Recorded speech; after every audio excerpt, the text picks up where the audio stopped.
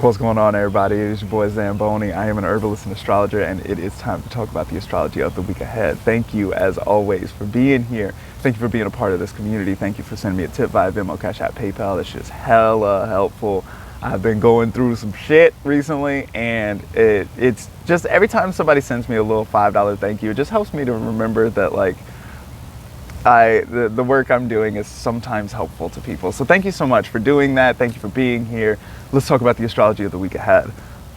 This is it. The good news is that today is the doozy this week. The big news is that we've got this big major total full moon lunar eclipse in Scorpio. It's a big deal. You've probably seen a lot if you're like on like Astro Twitter or whatever, then like there's a bunch of people have been talking about this eclipse. It's a very, very big deal. It is, I talked about it last week even. There's a bunch of like confusion that we might have to deal with, or darkness, or like just, and especially in Scorpio. Scorpio is like a murky area of sky in the first place. It's a place which prefers darkness, which prefers obscurity and these kinds of things. And so the adding significations around confusion or darkness, turning the lights out, right? That's what eclipses are. Eclipses are normally there's a super bright object like the sun or like the full moon, and then there's a shadow cast across it. And so how do we deal with this darkness that we maybe didn't expect or didn't think? One of my favorite ways to think about eclipses is imagine that you're playing a board game and then the lights go out, and there's a little bit of like shouting, whiz-bang confusion, and then the light turns back on and things have changed on the game, right? Your piece isn't in the spot where it had been before, and maybe there are new pieces on the board, and things have changed in that setup. And so that's what we're looking at here. And so you can definitely look at the house that Scorpio is in your chart. You can look at whatever planets are there and those house rulerships and these kinds of things. And we can definitely expect South Node style, like letting go, doing less, disappearance is a big one with that sort of stuff as well. This set of eclipses has been loud, has been real loud already, and there's more to do yet. So eclipses typically will sort of go in 6-month increments or so. With this one, I would say, I would give it another, like 4 days or something like that, where we can expect to feel eclipsy things. So whatever that is for you, if you, if you're going through some difficulty or something like that. I know I personally have the sun at 22 degrees of Scorpio right there at the place where the eclipse is happening. I've never thought more about extinguishing my own light than in this moment. And so if you're going through it or whatever, then just like make it to the end of the week. Now, here's the good news that we've got going on this week. That is that we've got Mercury retrograde in Gemini. Now, I know that you didn't expect me to say that Mercury retrograde in Gemini was the good news, right? But it is, in fact, the good news. There's a couple of reasons for that. First is that we get the cazimi with the sun. So so Mercury goes forward for a little while, turns around, comes back. On the way back, it meets up with the sun, goes into the heart of the sun. That's what that word cazimi means, into the heart of the sun. And so it goes and conjoins the sun at 0 degrees of Gemini. And they're at 0 degrees of Gemini. So anytime we see this Sun Mercury cazimi, we can definitely always think that there's some kind of special message that wants to come through, especially if you've got planets or important things at 0 degrees of Gemini, give or take 2 degrees or so.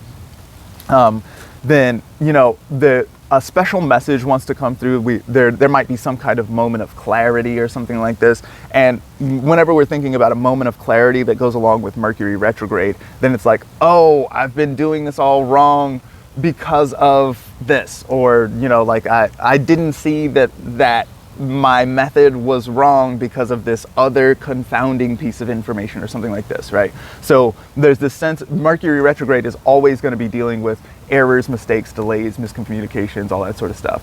But a moment of clarity around that can be helpful, right? If you've been doing it wrong and now you realize that you've been doing it wrong, you don't have to do it wrong anymore, right? So there's a lot of sort of like juice to be had there, as well as Mercury retrograde at the beginning of Gemini is making a really nice sextile to Jupiter at the beginning of Aries. So Jupiter Mercury, that's just like, you know, it really looks like it wants to be helpful some kind of way.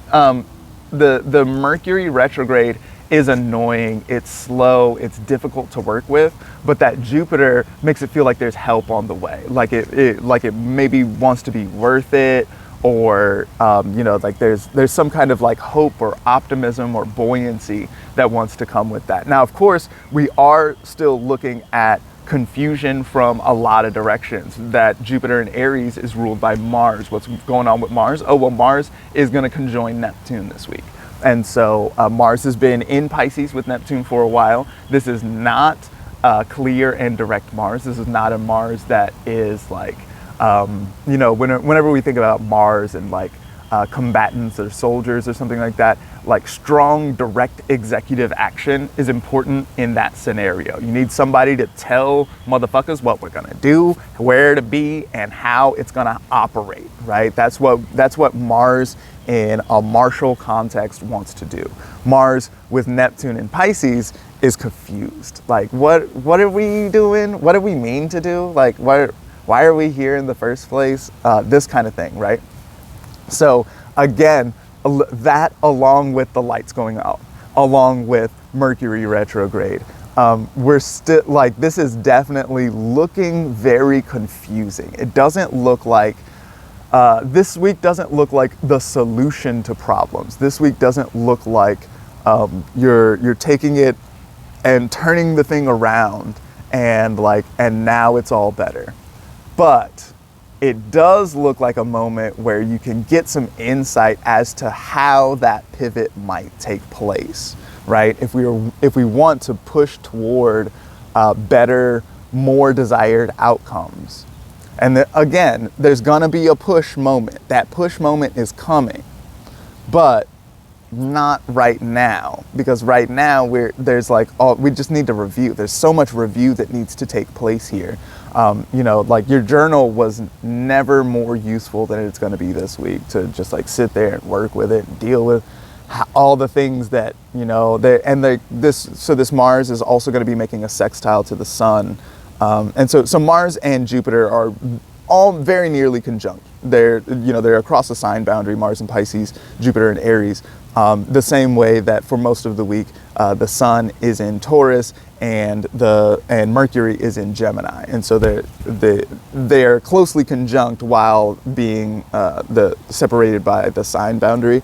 And they are both making sextiles to, so Sun in Taurus sextile Mars in Pisces, Mercury in Gemini sextile Jupiter in Aquarius, right? And so they're working together, and there's a synergy kind of component here. We do like a sextile. A sextile always is going to be one of these things that like sort of you know, brings a kind of complementary energy or something like that. It's definitely not a square or an opposition where you have to beef or deal with conflict or something like this, right? So it feels like there's a bit of smoothness here. And even that smoothness might like be just like kind of confusing or dreamy, or maybe it's exhaustion or something like that. Maybe it's just me that's exhausted. I've been moving and all this. It's been a tough time or whatever. But you know, like, I don't know. I definitely don't know, right? And I think that just not knowing and being good with not knowing is probably good medicine this week. You know what I mean? Maybe you don't. That's what I just said. All right. Thank you so much for listening to me. I'm done rambling for a little while. Thank you so much for being here. If you want to help me out, send me a tip via Venmo, Cash App, PayPal. That's super helpful. I really appreciate that. If you want to join the Patreon. On Patreon at the $12 tier, I think that's the only one that is open anymore. I do an electional report where I go through every day of the month and I talk about times that are good to launch your project. Maybe you've got a business launch or something like this. It's also got days to wait. It's got it's a comprehensive timing document, so you can check that out. Thank you so much for being here. We'll see you next week. Bye.